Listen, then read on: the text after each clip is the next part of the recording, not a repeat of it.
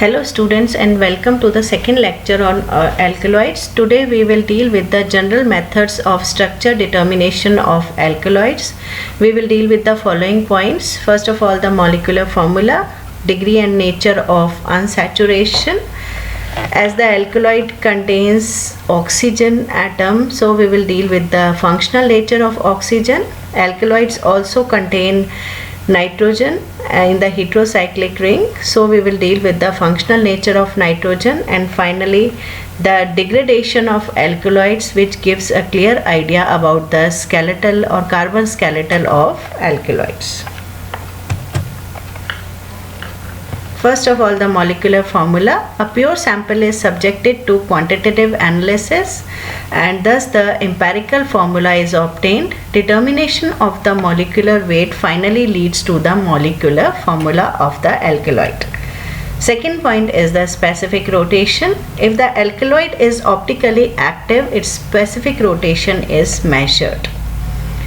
Third point is the double bond equivalence, which gives about the degree of unsaturation present in the alkaloid. Number of double bonds and rings present in an alkaloid can be determined with the help of dBe, and the molecular formula for dB is given as A minus B by 2 plus C by 2 plus 1, where A means the number of carbon atoms, B is the number of hydrogen atoms, C is number of nitrogen atoms, and D is the number of oxygen atoms.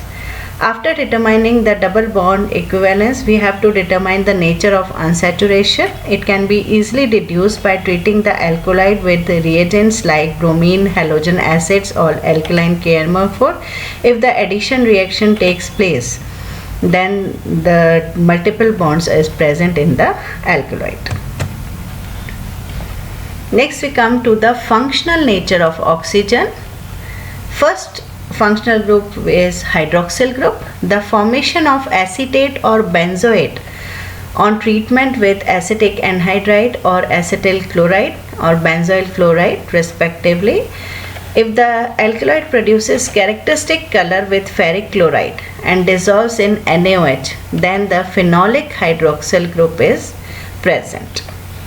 You can see the reaction of alcohol with acetyl chloride and acetic anhydride, benzoyl chloride, formation of acetates and benzoate, revealing the presence of hydroxyl group.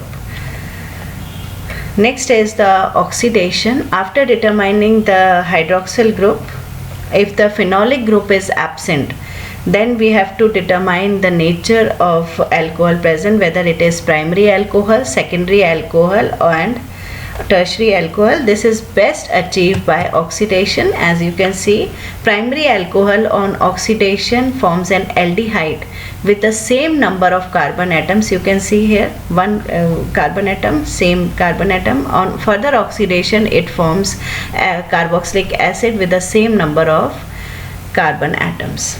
In secondary alcohol on oxidation forms a ketone with the same number of carbon atoms, which on further oxidation forms carboxylic acid with containing fewer number of carbon atoms. In case we take secondary alcohol in a cyclic ring, then the number of carbon atoms on oxidation to ketone and to acid remains the same. Let us come to the tertiary alcohol. Tertiary alcohol undergoes oxidation on very drastic conditions, but on oxidation it forms a ketone with less number of carbon atoms with respect to alcohol, on which on further oxidation, this ketone on further oxidation forms carboxylic acid with still fewer number of carbon atoms than the corresponding ketone. Thus we can determine whether the alcohol is primary, secondary, or tertiary.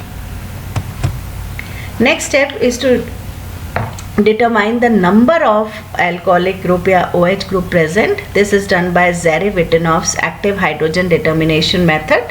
When alcohol is heated with methyl magnesium iodide, methane is obtained. By measuring the amount, by measuring the methane so formed, by estimating the methane, the amount of alcohol can be determined. So the number of alcoholic groups can be determined by Zaryvitanov's active hydrogen determination test. Next functional group is the carbonyl group. The oxygen can be present in the form of carbonyl group also. The presence of carbonyl group is confirmed by the following reactions. When we treat carbonyl with hydroxylamine, we get oxim, or phenylhydrazine, we get phenylhydrazone. These two reactions confirm the presence of a carbonyl group. Then the aldehydes and ketones are distinguished by their oxidation and reduction products as the general procedure. The carbonyl groups of aldehydes and ketones and carbox are further confirmed by their spectral data such as IR, UV, NMR. Next functional nature of oxygen is in the form of carboxylic group. This carboxylic group is indicated by its solubility in sodium bicarbonate. If it gives effervescence with sodium bicarbonate, then the carboxylic group is present. The formation of an ester with alcohol also reveals the presence of carboxylic group. Regarding the number of carboxylic groups present, it is determined volumetrically by acid-base titration or gravimetrically by silver salt method. The next group is in the functional nature of oxygen is in the form of alkoxy group. It is detected as well as estimated by Giesel's method. The compound is treated with HI, resulting in the formation of alcohol and methyl iodide. This methyl iodide again reacts with silver nitrate, resulting in the formation of a precipitate of silver iodide. The number of moles of silver iodide indicates the number of methoxy groups. The next is the C-alkyl group. C-alkyl group is determined by Kuhn-Roth method. This method deals with the formation of acetic acid on oxidation of this alkyl group with potassium dichromate in the presence of sulfuric acid. Thus by estimating the acetic acid formed, the C-alkyl group can be determined. Next functional nature is the acid derivatives. Acid derivatives may be esters, or in the cyclic form they may be lactones. Amides is the second one, acid derivative. In the form of ring system, it is known as lactam. These are detected and estimated by the products of their alkali hydrolysis. As you can see, on hydrolysis they form the corresponding sodium salts, which these can be determined and estimated by these products. The next is the methylene dioxy group. It is best determined as it forms acetic acid on treatment with concentrated HCl or H2SO4, which can be estimated volumetrically. Next is the functional nature of nitrogen. As the alkaloids also contain the nitrogen, it can be determined or estimated by the following method, which is known as Hussig-Meyer method, in which an alkaloid is heated with HI at about 152 to 300 degrees centigrade under pressure, whereby the alkyl groups are converted into their corresponding alkyl iodides, which is then treated with silver nitrate and estimated in the form of silver iodide as precipitate. Similarly, an methyl group also and an ethyl groups also, ethyl iodide is formed, and again on treatment with silver nitrate, silver iodide is formed. This silver iodide is estimated gravimetrically, and the number of N-alkyl groups is calculated. Next we come to the degradation methods of alkaloids, which gives an idea about the carbon skeleton present in alkaloids. There are various methods of degradation, like Hoffman's exhaustive methylation method, Amdes degradation, reductive degradation, zinc dust distillation, alkali fusion, oxidation, dehydrogenation. Let us take one by one. First is Hoffman's exhaustive methylation method. This method was also, although first applied to the alkaloids by Willstetter scientist, it was further developed by Hoffman, hence its name is Hoffman's exhaustive methylation. The general procedure, you can see this is, as we have taken amine, it is methylated and converted into quaternary salt, quaternary iodide salt. Then it is treated with moist silver oxide, resulting in the formation or converting the corresponding iodide into hydroxide, quaternary hydroxide. This quaternary hydroxide, on heating, it converts into an alkene, plus the amine is expelled out.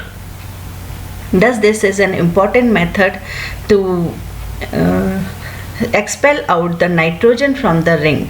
Now let us apply this procedure to the heterocyclic ring. The general procedure is to first hydrogenate the heterocyclic ring if it is unsaturated, and then it is converted into quaternary ammonium hydroxide, as we can see in the next slide. As you can see, this is the saturated compound. As we take piperidine, it is hydrogenated and converted into piperidine. Then it is treated with methyl iodide, then converting into an alkylated product, and then again with methyl iodide it is converted. This is converted into the quaternary salt. This quaternary salt is then treated with moist silver oxide, resulting in the formation of silver iodide, and from here the cleavage takes place and resulting in the cleavage.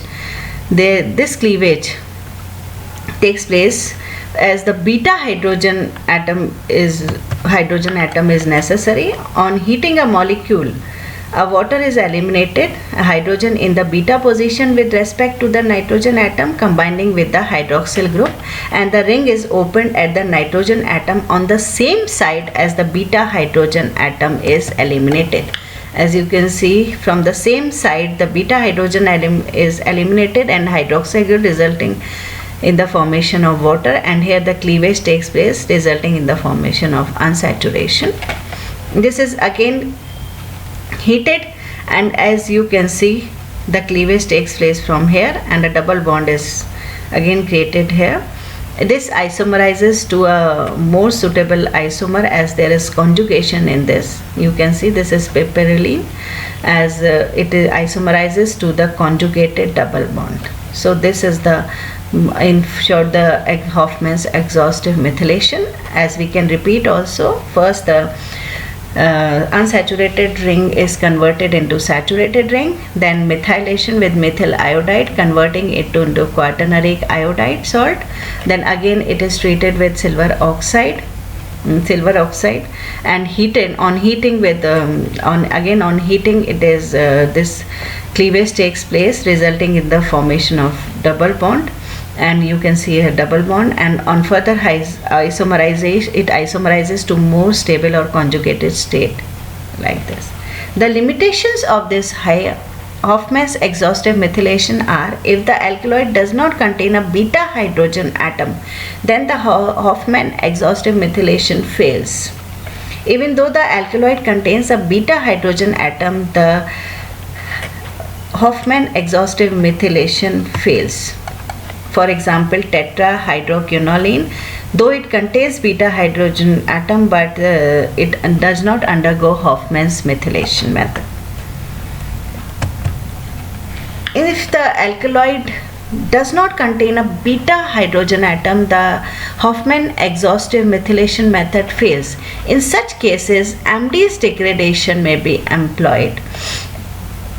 In this method, the final step involves reduction with sodium amalgam in aqueous ethanol or with sodium in liquid ammonia, or is catalytically hydrogenated. As we can see an example here, isoquinoline, a very good example, isoquinoline. It is first reduced with sodium ethanol, so the heterocyclic ring is hydrogenated, as you can see here. It is then treated with methyl iodide, 2 moles of methyl iodide, converting it into quaternary ammonium salt, iodide salt. Then it is treated with moist silver oxide, converting it into corresponding hydroxide. Then it is heated. On heating, elimination of water takes place. This is Hoffman's exhaustive methylation. As you can see, double bond is ring cleavage takes place from here. A beta hydrogen atom is present, water expels out and it is converted into this compound. Then again, it is again, as you can see, nitrogen is not removed from this ring. Nitrogen is still intact. So we again, this nitrogen is treated with methyl iodide, converting into corresponding quaternary salt, and then it is treated with silver hydroxide, converting it into quaternary hydroxide. Now let us see here, there is no beta hydrogen present in this molecule, as you can see. Now this molecule does not undergo Hoffman exhaustive methylation. So we will use the alternative degradation method. This is MD's degradation, and we will treat it with the following reagents like sodium amalgam in ethanol or sodium in liquid ammonia, or it is catalytically hydrogenated to the corresponding compound. As you can see here, this is removed, this nitrogen is removed, cleavage takes place from here, and this again it is hydrogenated. As you can see, alpha methyl styrene is formed. Thus in isoquinone, first we have applied Hoffman's exhaustive methylation, and then to remove the next, as beta hydrogen atom is not present in the next step, to remove the nitrogen from the heterocyclic ring, we have used MD's degradation. The third method is one bronze method. It can also, this method can be applied for where the Hoffman's method fail or the MD's degradation fails. We can apply this one bronze method. This is also an alternative method for the removal of nitrogen from the heterocyclic ring. It consists of two methods. For tertiary cyclic amines, the tertiary nitrogen in the ring upon reaction with cyanogen bromide followed by hydrolysis yields brominated secondary amine. As you can see, first the general reaction, as here you take a tertiary amine. Tertiary amine on reaction with cyanogen bromide, as you can see, this lone pair of attract with cyanogen and resulting in the formation of this compound. Then this bromide it reacts with this methyl group. The electron shifting takes place. On rearrangement, methyl bromide is expelled out and this secondary amine is formed. As you can see in the cyclic system, this is the cyclic system. You have taken nitrogen here, cyanobromide have been taken, resulting in the formation of this compound salt, and then quaternary salt. Then it is converted into the cleavage takes place from here, hydrolysis with, and resulting in the formation of this compound. This method is applied on compounds which do not respond to Hoffman's exhaustive methylation. Ring opening takes place differently in one bronze method and Hoffman's method, which is shown with the following degradation. As you can see, we have taken this compound which undergoes Hoffman's method, degradation method, resulting in the formation like this. Cleavage takes from here.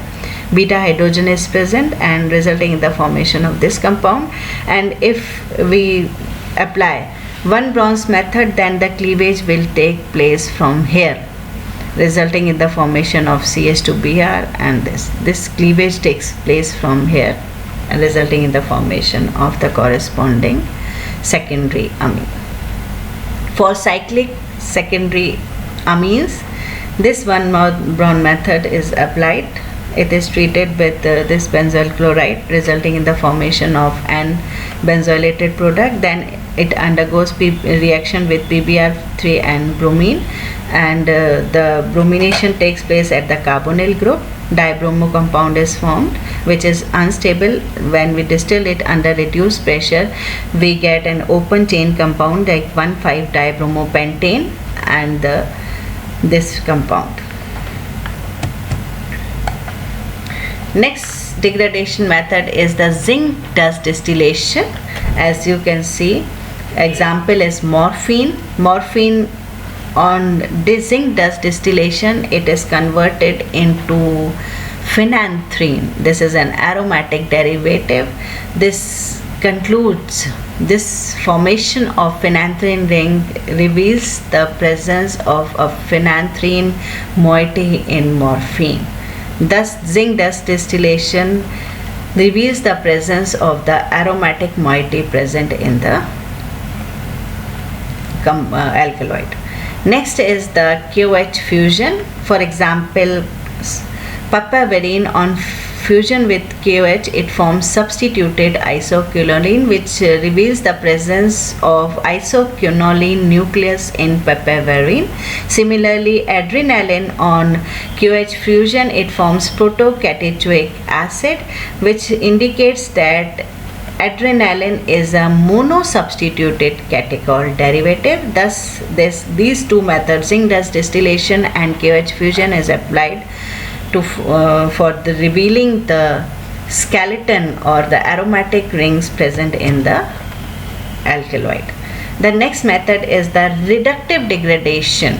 Reductive degradation is best achieved with HI at 300 degrees centigrade. As you can see, this is piperidine, and on reductive degradation it converts into normal pentane and plus ammonia. Thus, the carbon number of rings or the carbon skeleton present in the alkaloid can be best achieved by reductive degradation.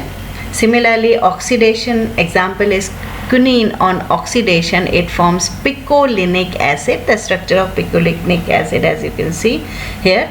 Thus, it gives information regarding the aromatic structure, that the pyridine ring is present with alpha substituted, or the side chain is present at the alpha position. Next, we come to dehydrogenation.